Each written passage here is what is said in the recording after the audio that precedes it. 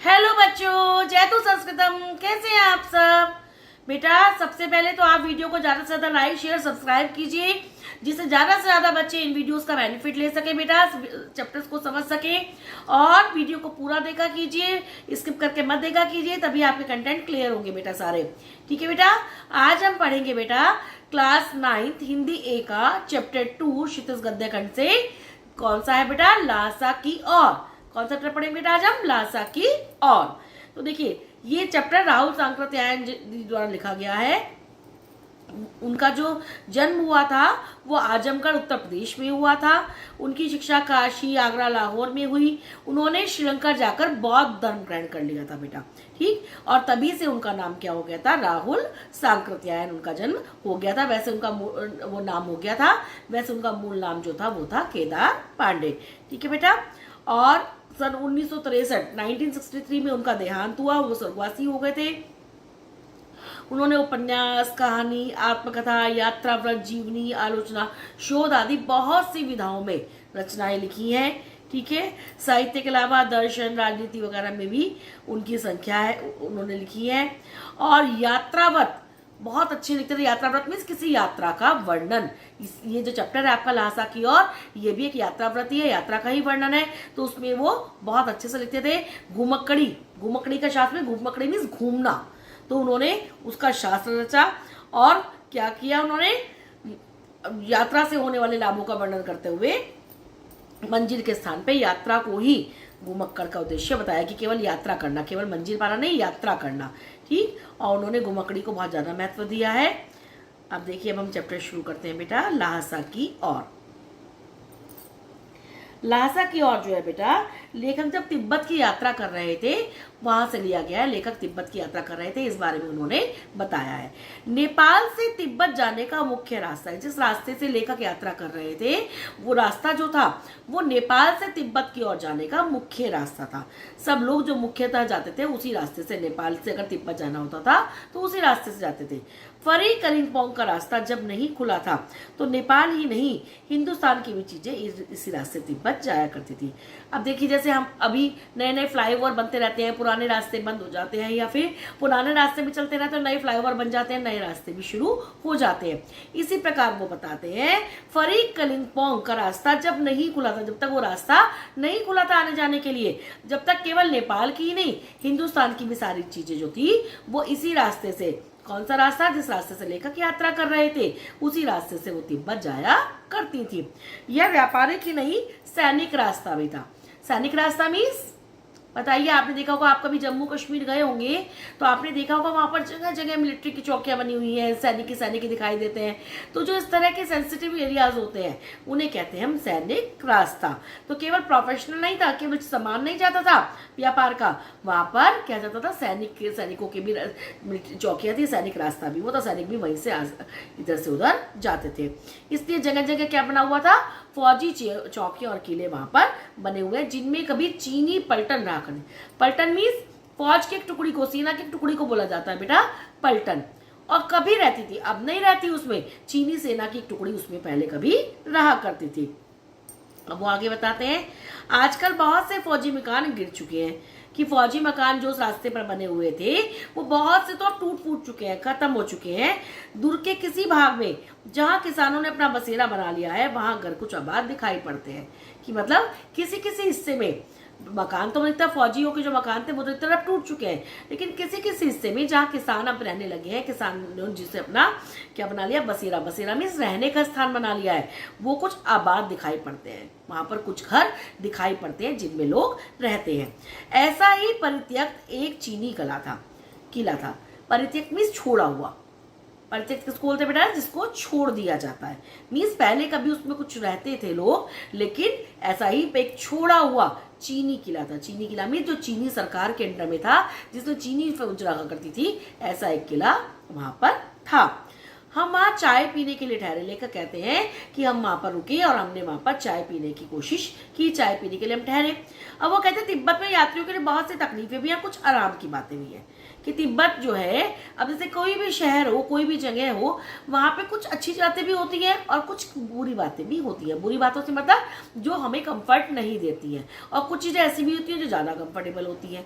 तो ऐसे ही तिब्बत में था, कुछ बातें हमारी तकलीफ देती थी, कुछ बातें यात्रियों को तकलीफ देती हैं, अच्छी नहीं लगती उनके लिए, हार्मफुल होती हैं, उन्हें हर्ट करती हैं। लेकिन कुछ बातें ऐसी भी होती थी तिब्बत में जो यात्रियों को अच्छी लगती थी, उन्हें वहाँ पर अपनी ओर आकर्षित करती थी। जैसे वहाँ जाति पाति छुआछूत का सवाल ही नहीं है और ना ही औरतें पर्दा करती हैं। मीन्स वहाँ पे जाति पाति कास्ट का कोई सिस्टम नहीं था वहाँ पर। जैसे हर जगह पर, कहीं पर हिंदू मुसलमान का, कहीं पर सिखों का, ऐसे करके हर जगह कास्ट का सब जगह होता है कि तुम इस जाति के हो, तुम इस जाति के हो, लोग दूसरी जाति वालों को पसंद नहीं करते हैं। लेकिन तिब्बत में ऐसा जाति पाति का कोई भी भेदभाव नहीं था, छुआछूत का नहीं था कि तुम निचली जाति से संबंध रखते हो, तुम अछूत हो, ऐसा कोई भी वहाँ पर छुआछूत का भेदभाव नहीं था।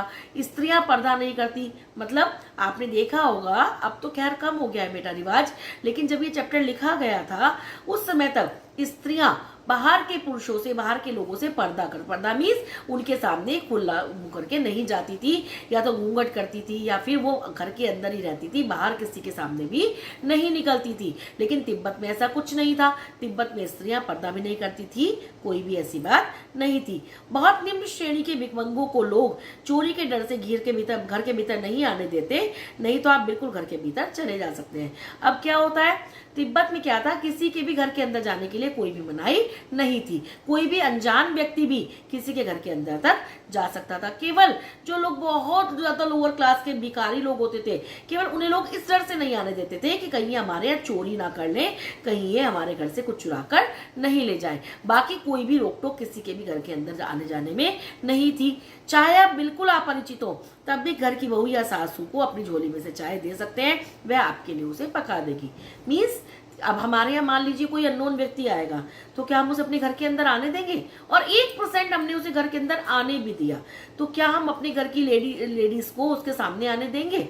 नहीं ना बेटा। और आजकल तो फिर भी आ जाती है, पहले जमाने में तो कोई भी अपनी बहुओं को, कोई भी अपनी घर की महिलाओं को उनके अनजान व्यक्तियों के आगे नहीं आने देता था। और चाय बनाना तो बहुत दूर की बात है किसी अनजान व्यक्ति के लिए, हम क्यों चाय बनाएंगे किसी। लेकिन तिब्बत में ऐसा नहीं है। तिब्बत में चाहे आप बिल्कुल अननोन क्यों ना हो, बिल्कुल अनजान क्यों ना हो उस फैमिली के लिए, तब भी आप उस घर की बहू को या उस घर की सास को अपने पास से चाय दे सकते हैं, अपनी झोली में से, अपने थैले में से, कि लो हमारे लिए इस चाय को बना दो, और वो आपके लिए उसे बनाकर भी दे देगी, वो मना नहीं करेगी। तिब्बत में ऐसा प्रचलन नहीं है।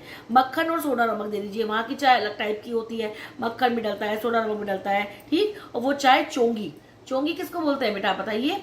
छोटी सी ओखली कह लीजिए, एक जिसमें कूटा जाता है सामान को, ठीक, जिसे खरल भी बोलते हैं हमारे यहाँ, उसमें वो कूट कर दूध वाली चाय के रखी बना के मिट्टी के टोटीदार बर्तन, मिट्टी के बर्तन में, एक टोटीदार में जिसकी नोक बनी हुई होती है, उसमें जैसे सुराही में होती है टोटी, ऐसे करके आपको वो दे देगी। आप उसको सारा सामान दे दीजिए, चाय का, चाय, मक्खन, सोडा, नमक वगैरह सब सामान दे दीजिए उस घर की बहू को, सास को, किसी भी फीमेल को, तो वो आपको वो चाय बनाकर दे देगी। और यदि बैठक की जगह चूल्हे से दूर है, मीन्स जैसे मान लीजिए आपका ड्राइंग रूम जो है वो, जैसे हम जो तिब्बत की महिला है उसका ड्राइंग रूम जो है वो किचन से बहुत दूर है, और आपको नहीं दिखाई दे रहा है कि उसमें क्या डाल रही है, आपको लगता है कि सारा मक्खन जो है वो आपकी चाय में नहीं डालेगी, उसको बचा के रख लेगी, तो आप खुद जाकर चोंगी में, मीन्स उस खरल में, उस ओखली में चाय को मत कर ला सकते हैं, चाय को कूट कर, चाय को मत कर ला सकते हैं। और चाय का जब रंग तैयार हो जाएगा, फिर उसमें नमक मक्खन डालने की जरूरत होती है, तो आप तभी उसको उसमें अपने सामने ही डाल सकते हैं। वो आपको जरूरत नहीं है कि आप उसी के हाथ में दें, जिससे कि वो बचा कर भी रख ले, अगर आपको ये डर हो। वैसे वहां पर ऐसा नहीं होता है। तिब्बत की महिलाओं को अगर आप दे देंगे तो वो आपको उतने का ही बना के दे देंगी बेटा। आगे वो बताते हैं, परित्यक्त चीनी किले से जब हम चलने लगे तो एक आदमी राहदारी मांगने आया। जो वो कहते हैं, जब वो छोड़ा हुआ चीनी किला जिसमें हम चाय पीने के लिए रुके थे, जहाँ पर कुछ लोग रह रहे थे, जो चीनी सेना ने छोड़ दिया था, लेकिन और किसानों ने अपना बसेरा बना लिया था, तो वहां पर जब हम वहां से चलने लगे तो एक आदमी टोल टैक्स मांगने, राहदारी मीन्स टोल टैक्स। आप देखते होंगे, हम सड़क पे कहीं गाड़ी वगैरह से जाते हैं या किसी भी बस वगैरह से जाते हैं, तो रास्ते में हमें जगह जगह टोल टैक्स देना पड़ता है। टोल टैक्स मीन्स जो सड़क पर चलने के लिए हमें टैक्स देना होता है, वो हमें देना पड़ता है। तो ऐसे ही एक आदमी वहां पर राहदारी मांगने आया, मीन्स रोड का टैक्स मांगने आया। तो हमने वह दोनों चीटें उसे दे दी उनके। जैसे हम मान लीजिए कई बार पहले हम एक कटा लेते हैं पर्ची और वही पर्ची हम आगे पास कर देते हैं कि हमारी तो पर्ची वहां पर कट चुकी है, तो ऐसे ही वो दोनों चीटें उसे वो लोग दे देते हैं। अब वो कहते हैं शायद उसी दिन हम थोंगला के पहले के आखिरी गांव में पहुंच गए। थोंगला वहां पर एक जगह का नाम है बेटा, तो लेखक कहते हैं शायद, कंफर्म नहीं कह रहे हैं वो, शायद उसी दिन वो थोंगला से पहले जो भी लास्ट गांव था उसमें वो शायद पहुंच गए थे। आगे वो लेखक बताते हैं यहाँ भी सुमति की जान पहचान के आदमी थे और भिखमंगे रहते हुए भी ठहरने के लिए अच्छी जगह मिली। अब क्या कहते हैं वो सुमति कौन है बेटा? सुमति का अभी तक आपको उसमें डिस्क्रिप्शन नहीं दिया गया है, आगे आगे आपको पता चल जाएगा। सुमति के मंगोल भिक्षु हैं। भिक्षु मीन्स जो जैसे हमारे यहाँ पंडित जी होते हैं ना बेटा, पंडित जी काम करते हैं, हमारा कुछ भी काम करना होता है पूजा वगैरह का, तो ऐसे ही मंगोलों में भिक्षु होते हैं। सुमति एक उसी टाइप के भिक्षु है और लेखक के फ्रेंड है, वो भी लेखक के साथ जा रहे हैं। तो लेखक और वो दोनों यात्रा कर रहे हैं। तो वो कहते हैं सुमति की जान पहचान। अब देखिए कहीं पर कोई पंडित जी होते हैं, उनकी जगह जगह जानने वाले होते हैं, तो ऐसे ही सुमति की जान पहचान के आदमी यहाँ भी थे। जो थोंगला से पहले के लास्ट गांव में वो पहुंचे थे, वहां भी उनकी जान पहचान के आदमी थे। तो इसीलिए अब जहाँ जिस मान लीजिए कहीं पर हमारी कोई जान पहचान का आदमी है, तो हमें कम पैसों में भी या फिर बिना पैसों के भी ठहरने के लिए अच्छी जगह मिल जाती है। तो ऐसे भिखारी के वेश में होने के बावजूद, भिखमंगे के वेश में होने के बावजूद भी उन्हें ठहरने के लिए अच्छी जगह मिल गई। और 5 साल बाद हम इसी रास्ते लौटे थे और भिखमंगे नहीं, एक भद्र यात्री के वेश में घोड़ों पर सवार होकर आए थे, किंतु उस वक्त किसी ने हमें ठहरने के लिए जगह नहीं दी और हम गांव के एक सबसे गरीब झोपड़े में ठहरे थे। अब आगे क्या बताते हैं कि सुमति की जान पहचान के आदमी थे, तो क्या हुआ, हमें ठहरने के लिए अच्छी जगह मिल गई, भले हम भिखारी के वेश में थे।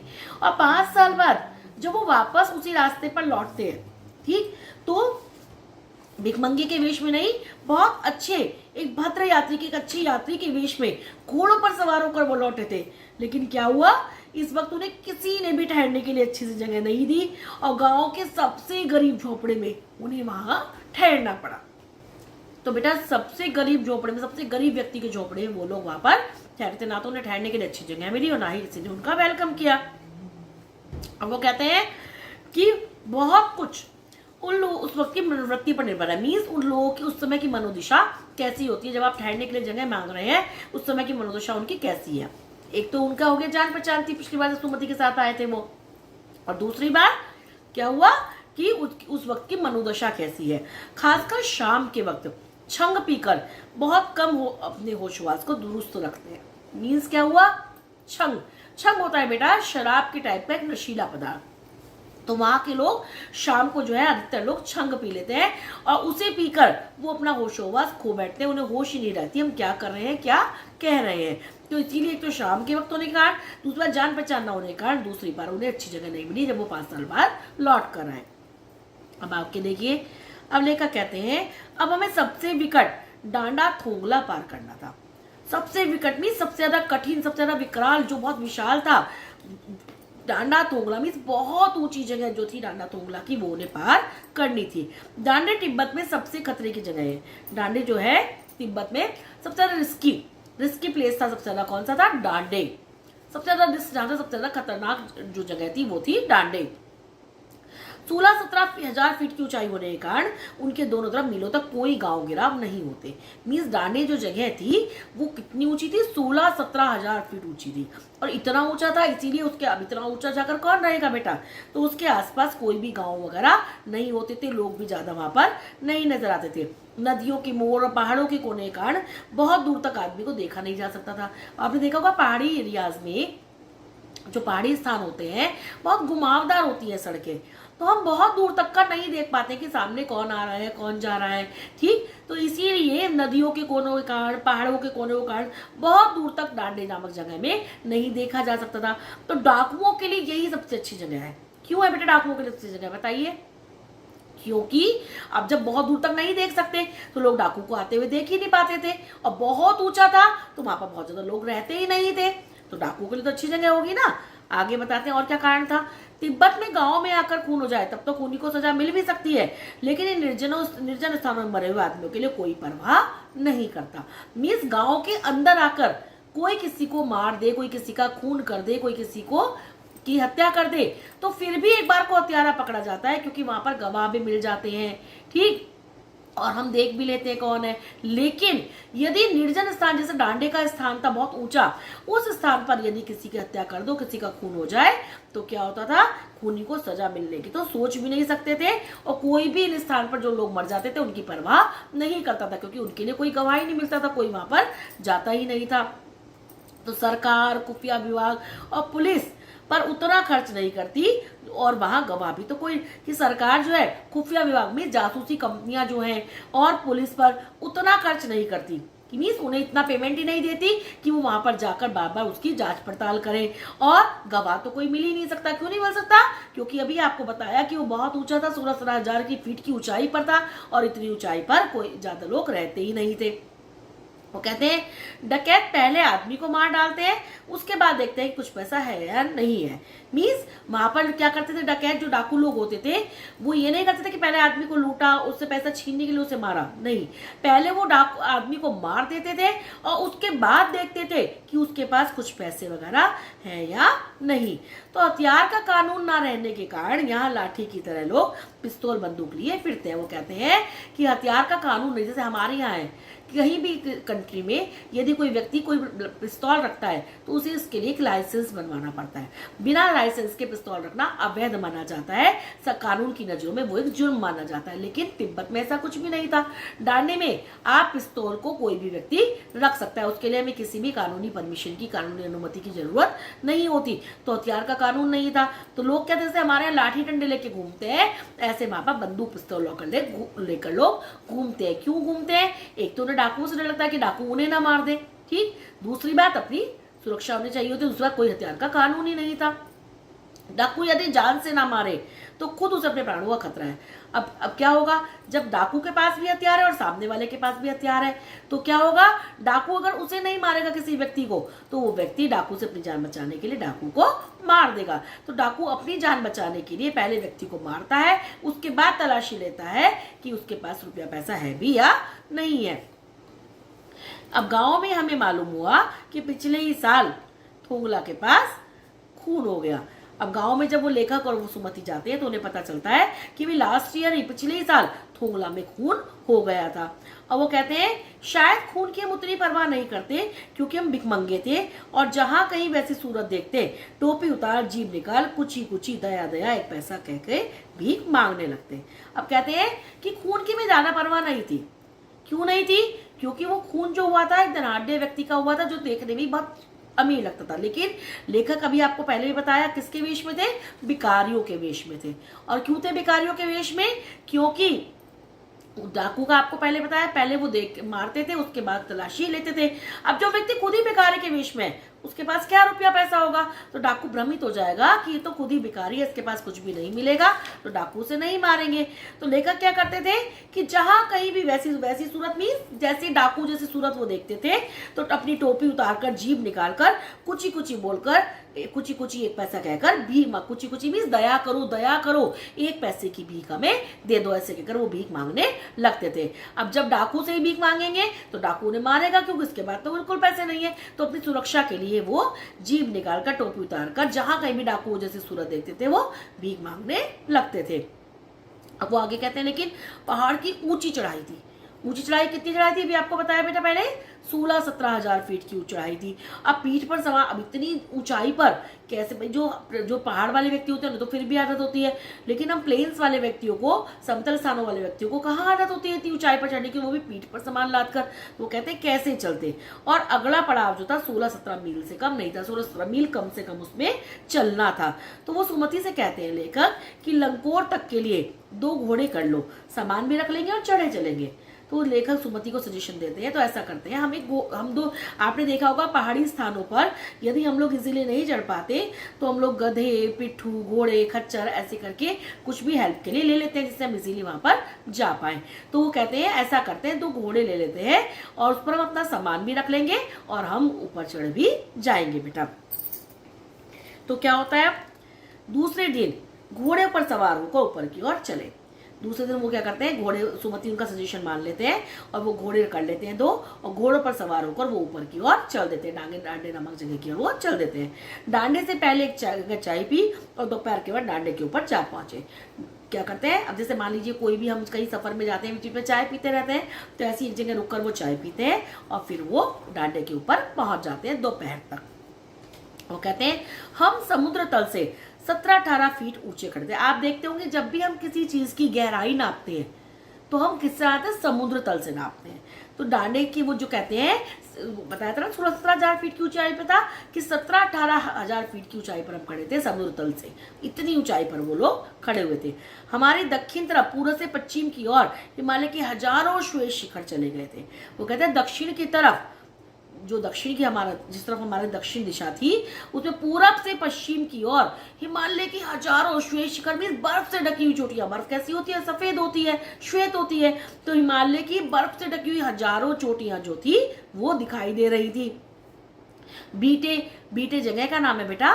बीटे की ओर दिखने वाले पहाड़ बिल्कुल नंगे थे। ना वहां बर्फ की सफेदी, ना किसी तरह की हरियाली थी। ना तो उन पर बर्फ पड़ी हुई थी जो बीटे की तरफ पहाड़ दिखाई दे रहे थे, और ना ही उन पर ग्रीनरी थी, कोई भी हरियाली उगी हुई नहीं थी बेटा। तो दक्षिण की तरफ तो क्या हुआ, पूर्व से पश्चिम की ओर हजारों बर्फ से ढकी चोटियां दिखाई पड़ रही हिमालय की। बीटे की तरफ दिखने वाले पहाड़ नंगे थे, ना तो हरियाली ना ही बर्फ। और उत्तर की ओर जो पहाड़ दिखाई दे रहे थे वो बहुत कम बर्फ वाली चोटियां दिखाई पड़ रही थी। और सर्वोच्च स्थान में, सबसे ऊंचे स्थान पर डांडे के देवता का स्थान था। देखो, आपने देखा होगा पहाड़ों में अलग अलग देवता बनाए रखते हैं अपने, तो डांडे के देवता का जो स्थान था वो डांडे में सर्वोच्च सबसे ऊंचे स्थान पर था, जो किससे सजाया गया था, पत्थरों के ढेरों से, जानवरों के सींगों से, रंग बिरंगे कपड़ों की झंडियों से।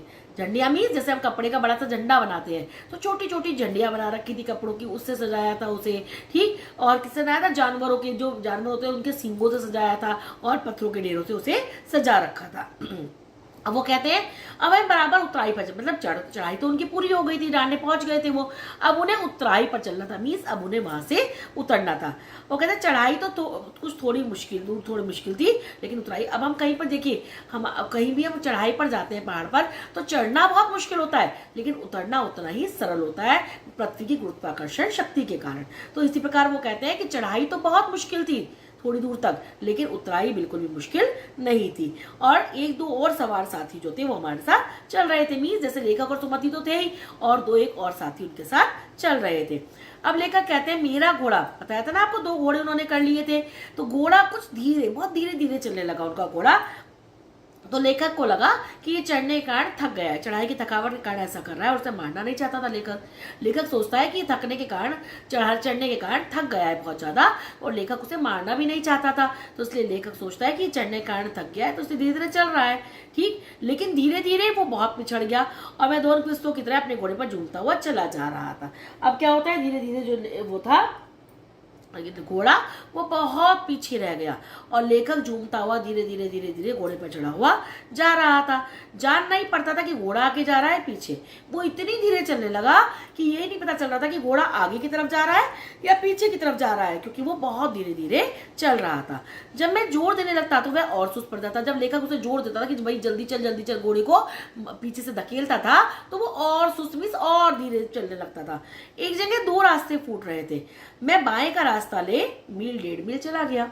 अब क्या होता है, एक जगह 2 रास्ते फूट रहे थे, मीन्स कहीं पे एक सड़क से 2 सड़कें निकल रही थी। अब जब हमें सही ज्ञान नहीं होता कि हमें कौन सड़क पर जाना, तो हम किसी भी तरफ चलने लगते हैं, वहां पर लैंडमार्क तो लगे नहीं हुए नहीं थे। तो बाई तरफ का लेफ्ट का रास्ता लेकर मील 1.5 मील, मील जो है बेटा मेजरिंग यूनिट ऑफ डिस्टेंस है, जैसे हम किलोमीटर मीटर नापते हैं, ऐसे पहले टाइम में मील से नापते थे। तो मील 1.5 मील वो लेफ्ट की तरफ का रास्ता लेकर चला जाता है। लेकिन क्या होता है, अब हम जैसे किसी रास्ते पर जाते हैं तो आगे कंफर्म करते हैं ना कि हम सही रास्ते पर हैं या नहीं है। तो आगे एक घर में पूछने से पता लगा कि लंकोर का रास्ता दाहिने वाला था। अब वो आगे एक घर में पूछता है तो उसे पता चलता है कि मैं तो गलत रास्ते पर आ गया हूँ, मुझे कौन सा रास्ता लेना था, राइट हैंड वाला, और लेखक ने ले लिया था लेफ्ट हैंड वाला, कि वो तो गलत रास्ते पर आ गया है। तो फिर लौट कर उसी को, अब वो क्या होता है, फिर से लौटता है उस रास्ते पर और दोबारा से वहां से राइट हैंड वाले रास्ते को पकड़ता है। अब क्या होता है, अब इस चक्कर में वो 1.5 मील गया, उसके बाद लौटा, घोड़ा बहुत धीरे चल रहा था तो वो पीछे रह गया। तो 4-5 बजे के करीब वो गांव से मील भर पर था, तो सुमति उसे इंतजार करते हुए मिले। अब सुमति तो पहले पहुंच गए थे, उनका घोड़ा सही चल रहा था, और वो रास्ते भी जब बताया था ना आपको, उनके यजमान सब जगह जानने वाले थे, तो उस रास्ते को जानते भी थे, तो वो आगे आगे पहुंच गए थे। तो सुमति उसे वेट करते हुए मिलते हैं जब वो 4-5 बजे के करीब उस स्थान पर पहुंचा, गांव से मील भर की दूरी पर। तो अब वो कहते हैं मंगोलों का मुंह तो वैसे ही लाल होता है, और जो अब वो पूरे गुस्से में थे। ठीक, अब क्या होता है, जब किसी को बहुत तेज गुस्सा आता है तो आपने देखा होगा उसका मुंह बिल्कुल रेड सा हो जाता है। वो कहते हैं मंगोलों का मुंह तो ऑलरेडी लाल होता है और गुस्से में और भी ज्यादा लाल उनका मुंह हो गया था। उन्होंने कहा मैंने 2 टोकरी कंडे फूंक डाले, 3-3 बार चाय को गर्म किया। मीन्स कंडे बोलते हैं बेटा गाय के गोबर से जो हम उपले बनाते हैं ना, पूजा में भी यूज करते हैं, कई लोग जलाने के लिए यूज करते हैं, तो उसे बोलते हैं हम कंडे। तो कहते हैं मैंने 2 टोकरी कंडे फूंक डाले, 2 टोकरी मैंने उपले फूंक दिए और 3-3 बार चाय को गर्म किया, तुम अब आ रहे हो। तो लेखक बहुत पोलाइटली, बहुत नरमी से उनको जवाब देते हैं, लेकिन मेरा कसूर नहीं है मित्र, देख नहीं रहे हो कैसा घोड़ा मिला है मुझे, मैं तो रात तक पहुंचने की उम्मीद रखता था। लेखक कहते हैं कि नहीं नहीं, इसमें मेरी कोई गलती नहीं है, तुम देख रहे हो ना मुझे कैसा घोड़ा मिला है, तो बहुत धीरे धीरे चल रहा है, और मैं तो सोच रहा था मैं रात तक पहुंचूंगा, शुक्र बनाओ मैं 4-5 बजे तक पहुंच गया, नहीं तो मैं तो सोच रहा था कि मुझे पहुंचते पहुंचते रात हो जाएगी, जैसा घोड़ा मुझे मिला था। लेकिन अच्छी बात क्या थी, खैर सुमति को जितनी जल्दी गुस्सा आता था उतनी जल्दी में ठंडा भी जाता था। मीन्स सुमति जितनी जल्दी गुस्सा होता था, उनको बहुत तेज गुस्सा आता था, उतनी जल्दी उनका गुस्सा शांत भी हो जाता था। अब लेखक ने बहुत विनम्रता से, बहुत पोलाइटली जवाब दिया तो उनका गुस्सा शांत हो गया। लंकोन में वो एक अच्छी जगह पे ठहरे थे।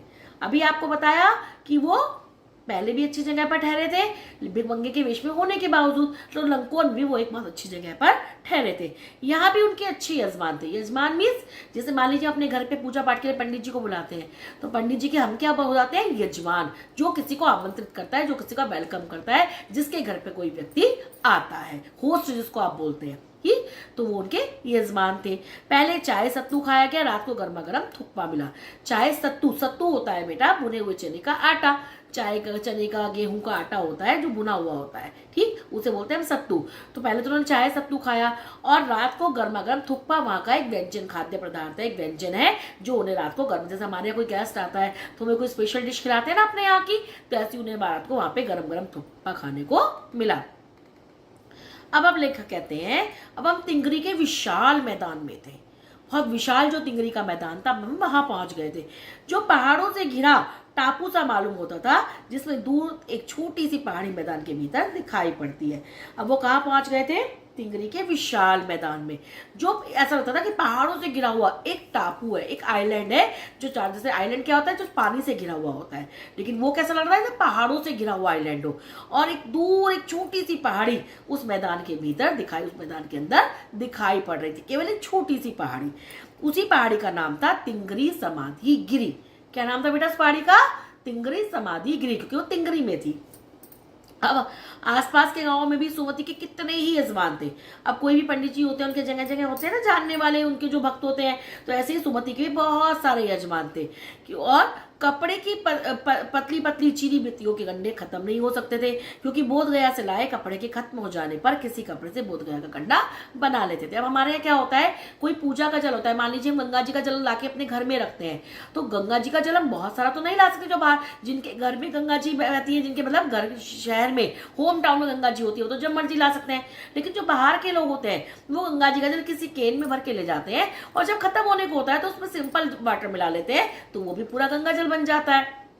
तो ऐसे वो कहते हैं कपड़े की पतली पतली चीरी मीन्स उन्हें फाड़कर जो बत्तियों के गंडे बनाते थे, जो बत्तियों के वो कपड़े बनाते थे, वो कभी खत्म ही नहीं होते थे। क्यों नहीं होते थे, क्योंकि जब वो बोध गया जो बुद्धों की प्रसिद्ध तीर्थ स्थल है, वहां से जो कपड़ा लाते थे वो जब खत्म हो जाता था तो किसी भी कपड़े से वो बोध गया का गंडा बना लेते थे और कहते थे ये बोध गया का ही कपड़ा है। इस तरह से उनके गंडे कभी खत्म ही नहीं होते थे।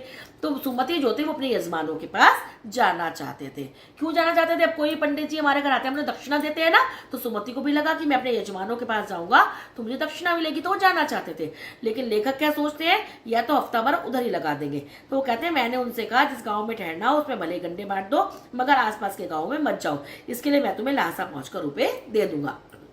तो लेखक क्या कहता है सुमति को कि जिस गांव में हम ठहर रहे हैं वहां तुम भले अपने भक्तों के पास जाके इन गंडों को बांट दो और जो दक्षिणा दे रहे हैं वो ले आओ, लेकिन आसपास के गांव में मत जाना, क्योंकि बहुत ज्यादा समय लग जाएगा, हफ्ता भर तुम्हें वही लग जाएगा। तो अगर तुम्हारा जो नुकसान होगा, जो तुम्हें दक्षिणा देते भक्त, उतने रुपए मैं तुम्हें लहासा पहुंचकर दे दूंगा, तुम आसपास के गाँव में मत जाओ। ठीक, तो सुमति उस बात को मान लेते हैं, कोई बात नहीं तुम दे देना, मैं नहीं जा रहा हूँ, ऐसे करके वो मान जाते हैं। दूसरे दिन हमने भरिया ढूंढने की कोशिश की, लेकिन कोई ना मिला। भरिया मीन्स जिसको आप बोलते हैं होते हैं कुली बेटा, भारवाहक, जो हमारा बोझ उठा सके। जैसे आपने देखा होगा ना, पहाड़ों पे हम किसी व्यक्ति को पिट्ठू बना लेते हैं, वो हमारा सामान लेकर आगे आगे चलता है, पीछे पीछे चल देते हैं, तो ऐसी वो भरिया ढूंढते हैं भारवाहक, लेकिन उन्हें कोई भी नहीं मिलता। वो कहते हैं सवेरे चल दिए होते तो अच्छा था, लेकिन अब 10-11 बजे की तेज धूप में चलना पड़ रहा था। आप देखते होंगे समर्स में हमें कहीं जाना होता है तो हम लोग सोचते हैं सुबह सुबह निकल ले कि हमें तेज गर्मी में सफर ना करना पड़े। तो ऐसे लेखक सोचते हैं कि सुबह ही हम चल दिए होते तो ज्यादा अच्छा होता, अब हमें 10-11 बजे की तेज धूप में चलना पड़ रहा था। आगे वो कहते हैं तिब्बत की धूप भी बहुत कड़ी मालूम होती है, यदि भी थोड़े से ही मोटे कपड़े सिर को ढक ले तो गर्मी खत्म हो जाती है। कि तिब्बत की धूप जो है बहुत कड़ी होती है, बहुत तेज धूप होती है, लेकिन अगर हम किसी मोटे से कपड़े से सिर को ढक लें तो वो गर्मी खत्म भी हो जाती है, लेकिन फिर भी धूप बहुत कड़ी होती है। और आगे वो क्या बताते हैं, तिब्बत की क्या विशेषता बताते हैं, आप 2 बजे सूरज की ओर मुंह करके चल रहे हैं, ललाट धूप से जल रहा है और पीछे का कंधा बर्फ हो रहा है। क्या विशेषता होती है तिब्बत की धूप की, कि यदि आप 2 बजे दिन के 2 बजे सूरज की तरफ को मुंह करके चल रहे हैं तो आगे से सूरज की जो रोशनी पड़ रही है उससे आपका ललाट मीन्स आपका मस्तक, आपका माथा तो बिल्कुल गर्म हो जाएगा, तप जाएगा, लेकिन आपका कंधा जो है पीछे की साइड से आपको बिल्कुल भी गर्मी नहीं लगेगी, वो बिल्कुल बर्फ की तरह ठंडा रहेगा, बिल्कुल बर्फ की तरह शीतल रहेगा। मीन्स जो गर्मी लगेगी, सूरज की जो धूप पड़ेगी वो केवल आपके मस्तक में पड़ेगी, पीछे से आपको ठंडक मिलती रहेगी।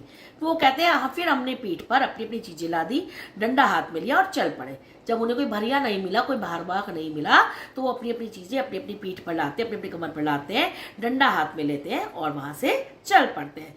और वो कहते हैं यद्यपि सुमति के परिचित तिंगरी में भी थे, लेकिन वह एक और यजमान से मिलना चाहते थे, इसलिए आदमी मिलने का बहाना कर शेखर विहार की ओर चलने के लिए कहा। अब क्या होता है, अब उन्होंने वहां तो उनके यजमानों से मिलने के लिए मना कर दिया, तो क्या होता है, सुमति के परिचित तिंगरी में भी थे, सब जगह उनके परिचित जानने वाले थे, ठीक, लेकिन वो एक यजमान से अपने विशेष मिलना चाहते थे, तो वो क्या कहते हैं, आदमी मिलने का बहाना बनाकर हम मुझे कहते हैं शेखर विहार की ओर चलो, शेखर विहार की तरफ तुम चल लो। अब तिब्बत की जमीन जो है बहुत अधिक छोटे बूढ़े जागीरदारों में बटी, जागीरदार मीन्स जो जमीन के हिस्सों के मालिक होते हैं, ठीक, उनके बीच में बटी हुई है। इन जागीरों का बहुत ज्यादा हिस्सा मठों विहारों के हाथ में है। जो जागीर है उनका हिस्सा मोस्ट जो उनका पार्ट है वो मठों के हाथ में, मठ मीन्स जहां पर बहुत भिक्षु रहकर साधना करते हैं, एक तरह से मंदिर कह लीजिएगा बौद्ध भिक्षुओं का, तो वहां पर उनके हाथ में है।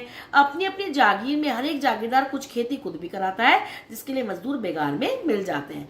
कि जो उसकी जमीन होती है, जो उसकी जागीर होती है, जो उसकी रियासत होती है, जिसका वो मालिक होता है, एक तरह से राजा होता है उस जागीर का, तो उसमें वो कुछ खेती खुद भी कराता है और मजदूर से बेगारे मीन्स फ्री में मिल जाता है, जिनका कुछ ना कुछ सामान रखकर वो उन्हें दे देता है। खेती का इंतजाम देखने के लिए वहां कोई भिक्षु भेजा जाता है, जो जागीर के आदमियों के लिए राजा से कम नहीं होता।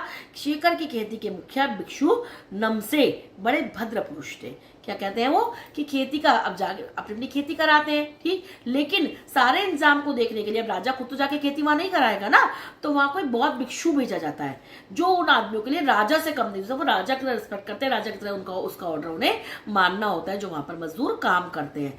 और वहां के कौन थे शेखर की खेती के मुखिया भिक्षु, नमसे नाम के एक बहुत ही सज्जन पुरुष थे, जो लेखक से बहुत प्रेम से मिलते हैं। हालांकि उस वक्त मेरा वेश ऐसा नहीं था कि उन्हें कुछ भी ख्याल करना चाहिए था। लेखक कहते हैं क्योंकि क्यों नहीं था, क्योंकि वो तो भिखमंगे के वेश में यात्रा कर रहे थे। वो कहते हैं मेरा वेश ऐसा नहीं था, मैं तो भिखमंगे के वेश में, लेकिन उसके बाद भी वो मुझसे बहुत प्यार से मिले, उन्होंने मेरा बहुत वेलकम किया, बहुत स्वागत किया, और जबकि उन्हें इसका ख्याल नहीं करना चाहिए था क्योंकि मेरा तो भिखारी का वेश था, उसके बाद भी वो बहुत सज्जन पुरुष थे। आगे लेखक बताते हैं यहाँ एक अच्छा मंदिर था जिसमें कंजूर की हस्तलिखित 103 पोथियां रखी हुई थी। वो कहते हैं वहां एक बहुत अच्छा सा मंदिर था जिसमें क्या रखा था, कंजूर। कंजूर है बेटा बुद्ध वचन, जो बुद्ध के वचन थे उनका हाथ से लिखा हुआ अनुवाद जिसमें किया गया था उसे बोला जाता है कंजूर। बुद्ध ने जो अनुवाद, बुद्ध के जो वचन थे उनका जो किसी ने हाथ से लिखकर अनुवाद किया था, उसकी वहां पर हाथ से लिखी हुई, बुद्ध के वचन के अनुवाद की हाथ से लिखी हुई 103 पोथियां, पोथियां में छोटी सी पुस्तक, 103 पुस्तकें रखी हुई थी। मेरा आसन भी वही लगा। लेखक कहते हैं मैंने भी अपना आसन वही लगा लिया, मीन्स मैं भी वही बैठ गया। वह बड़े मोटे कागज पर अच्छे अक्षरों में लिखी हुई थी। वो जो पोथियां थी, जो छोटी छोटी किताबें थी, वो बहुत सुंदर अक्षरों में लिखी गई थी और एक एक पोथी 15-15 सेर से कम नहीं रही होगी। सेर क्या है बेटा, वही से फिर से मेजरिंग यूनिट ऑफ वेट, जैसे हम 1 किलो 2 किलो 3 किलो ऐसे नापते हैं ना, तो सेर भी एक मेजरिंग यूनिट ऑफ वेट है, वेट को मेजर करने के लिए एक यूनिट है। तो एक एक पोथी का वजन 15-15 सेर से कम नहीं रहा होगा, मीन्स एक एक पोथी करीब 15 सेर की रही होगी और बहुत सुंदर अक्षरों में लिखी हुई थी। अब सुमति क्या करते हैं, फिर से आसपास अपने यजमानों के पास जाने के लिए पूछते हैं। अब लेखक को क्या लगता है कि अब लेखक को तो भाई रीडिंग का शौक था, क्योंकि वो तो लिखते भी थे, लेखक थे। अब लेखक को रीडिंग का शौक नहीं होगा तो किस चीज का शौक होगा? तो वो कहते हैं मैं पुस्तकों के भीतर था, भीतर थे पुस्तकों के अंदर घुस नहीं गए थे, पुस्तकों को पढ़ना चाहते थे, पुस्तकों के साथ रम गए थे, लीन हो गए थे पुस्तकों में। तो वो कहते हैं कि मैंने उन्हें जाने के लिए कह दिया, क्योंकि मुझे भी अब किताबें पढ़ने के लिए समय चाहिए था। पहले तो मना कर दिया था कि वो हफ्ता भर लगा देंगे, लेकिन जब उन्हें इतनी सारी किताबें मिल गई यहाँ पर, तो 103 पोथियों से पढ़ने के लिए लेखक को भी समय चाहिए था। तो लेखक सुमति को जाने के लिए कह देते हैं। तो दूसरे दिन वो सुमति चले जाते हैं। तो लेखक सोचते हैं अब तो इन्हें 2-3 दिन लगेंगे, क्योंकि इनके यजमान तो हर जगह है। लेकिन क्या होता है, उसी दिन जिस दिन वो गए थे दोपहर के बाद सुमति वापस आ जाते हैं। अब तिंगरी गांव वहां से ज्यादा दूर नहीं था, इसलिए वो अपना अपना सामान अपनी पीठ पर लाते हैं और भिक्षुनम से, जो वहां के मुखिया थे, उनसे विदाई लेकर वो अपनी मंजिल की ओर, तिंगरी की ओर चल पड़ते हैं। कौन कौन बेटा? लेखक और सुमति, जो उनके साथी थे। बेटा चैप्टर समझ में आया आपको अच्छे से? अब बेटा इस चैप्टर को आप यहाँ से समझ लीजिएगा अच्छे से। क्वेश्चन आंसर के लिए अगर आपको जरूरत होगी तो आप कमेंट बॉक्स में बताइएगा, हम क्वेश्चन आंसर डिस्कस करने के लिए एक वीडियो आपकी अलग से अपलोड कर देंगे, क्योंकि ये वीडियो बहुत ज्यादा लेंथी हो जाएगी। तो इसलिए इस वीडियो में हम केवल आपके चैप्टर की एक्सप्लेनेशन रखेंगे। वीडियो को पूरा देखिएगा, चैप्टर आपको अच्छे से समझ में आ जाएगा। और वीडियो को लाइक शेयर सब्सक्राइब ज्यादा से ज्यादा करते रहिए बेटा।